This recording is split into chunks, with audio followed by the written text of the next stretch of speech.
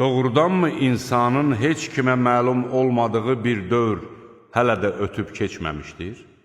İnsanı qarışdırılmış nütfədən yaradaraq, onu sınaqdan keçirmək məqsədi ilə eşidən və görən etdik. Şübhəsiz ki, biz ona yol göstərdik. Fərqi yoxdur, ya şükür etsin, ya da naşükür olsun. Doğrudan da kafirlərdən ötürü zəncirlər, buxovlar və alov saçan od hazırlamışıq. Sözsüz ki, itayətkarlar, kafir qatılmış şərabla dolu badələrdən nuş edəcəklər. Bu elə bir bulaqdır ki, Allahın qulları ondan doyunca içər və onun mənsəbini istədikləri səmtə yönəldərlər.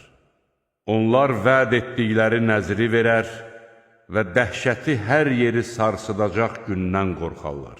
Onlar özlərinin istədikləri şeylərdən kasıba, yetimə və əsirə də verərlər və deyərlər: biz sizi yalnız Allahın üzü xatirinə yedirdirik və sizdən nə əvəzini, nə də minnətdarlıq gözləyirik.